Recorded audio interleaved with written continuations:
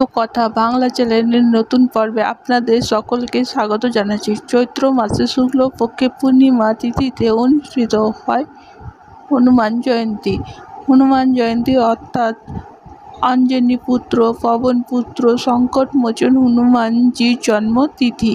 নবমীর কিছুদিনের মধ্যে অনুষ্ঠিত হয় হনুমান জয়ন্তী। বন্ধুরা, আজকে পর্বে আমরা জানব হনুমানজির পুজো করার জন্য আপনারা কোন রঙের ফুলের ব্যবহার করবেন, যে ফুলগুলি হনুমানজির অত্যন্ত পছন্দ করেন। হনুমানজির পছন্দের ফুলগুলো এগুলো।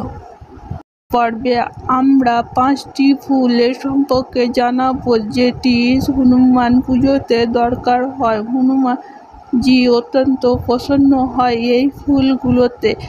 আপনারা যারা শনিবার আর মঙ্গলবার হনুমান পুজো অর্চনা করেন তারা কিন্তু এই ফুলগুলো ব্যবহার করতে পারেন। হনুমান পুজোর জন্য শনিবার কিংবা মঙ্গলবার সপ্তাহে প্রত্যেক দিনই যে কোনো না কোনো দেবী দেবতা পুজো অর্চনা ও উৎসাহিত করা হয়। হনুমান জন্ম হয়েছিল মঙ্গলবার, কারণে হনুমানের পুজো আমরা মঙ্গলবার করি। এছাড়াও যাদের জন্মের ছকে মাঙ্গলিক দোষ রয়েছে তারা মঙ্গলবারে হনুমানজি পূজা অর্চনা করে থাকে। আবার শনিবারেও হনুমানজি অর্চনা করা হয়। শনিদেবের সাড়ে থেকে বাঁচার জন্য, শনিদেবের দশা অন্তর্দশা মহাদশা থেকে খারাপ প্রভাব থেকে মুক্তি পাওয়ার জন্য, কারণ শনিদেব হনুমানজিকে বলেছিলেন তার ভক্তদের ওপরে তিনি কখনোই কুদৃষ্টি দেবেন না। হনুমানজিকে সংকটমোচন বলা হয়। অত্যন্ত জীবনে যে কোনো ধরনের ঝামেলা অশান্তি থেকে তিনি আমাদের বাঁচাতে পারেন। এছাড়া হনুমানজির অর্চনা করা হয় শত্রু নাশ এবং জীবনে উন্নতি, সৌভাগ্য বৃদ্ধি, সুখ শান্তি, মনের ভয় দূর করার জন্য, ইচ্ছা পূর্তির জন্য বলা হয়। যে কোনো ধরনের দুর্গম থেকে সংকটমোচন হনুমান আমাদের রক্ষা করেন।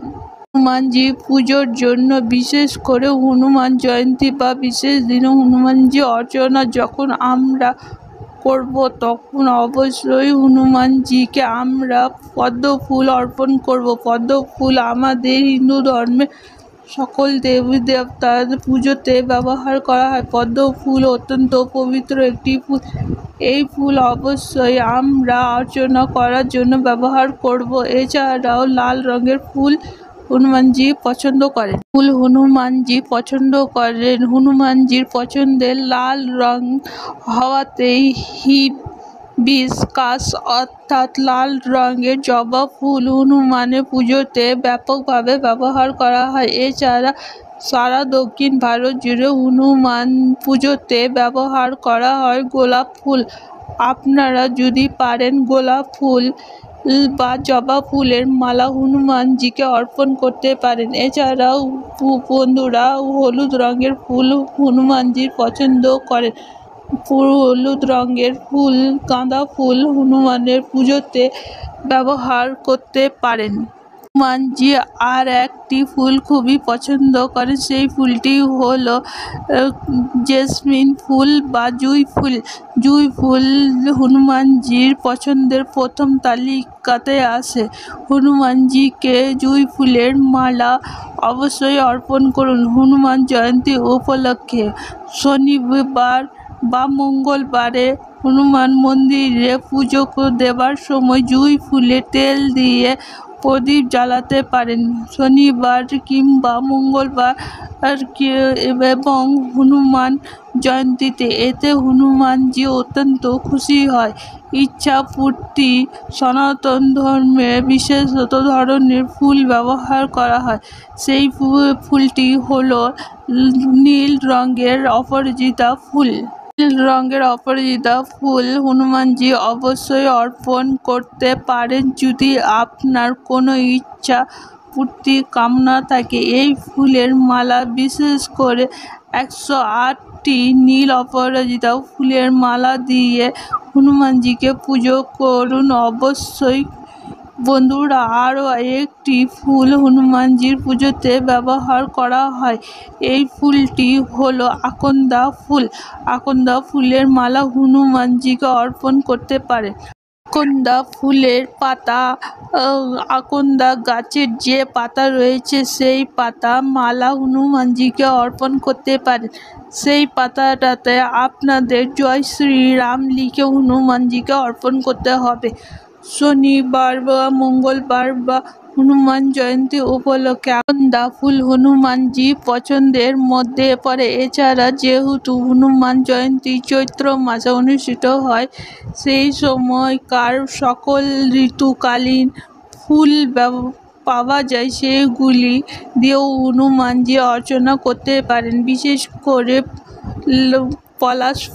পলাশ ফুলের মালা হনুমানজিকে দিতে পারেন। এছাড়া আমরা যে ফুল হনুমানজির পুজোতে ব্যবহার করতে পারি সেটি হলো অশোক ফুল। অশোক ফুল হনুমানজির অত্যন্ত পছন্দ ফুল। বন্ধুরা, ফুল দিয়ে যখন হনুমানজি অর্চনা করবেন বা যে কোনো দেবী দেবতা পুজো করবেন, পুজোতে ফুল অর্পণ করতে পারেন, তখন যে ফুলগুলো যেন টাটকা হয়, বাসি ফুল যেন সেগুলি না হয় খেয়াল রাখতে হবে। ফুলে যাতে কোনো রকমের পোকা না লাগে, নষ্ট হওয়া ফুল কোনোভাবেই দেবতার পুজোতে ব্যবহার করা যাবে না। আজকের পর্বে এই পর্যন্ত। পরবর্তী পর্বে নতুন বিষয় নিয়ে আপনাদের সঙ্গে কথা হবে। তাহলে সুস্থ থাকুন, ভালো থাকুন এবং পুরো ভিডিওটি দেখার জন্য আপনাদের অসংখ্য ধন্যবাদ।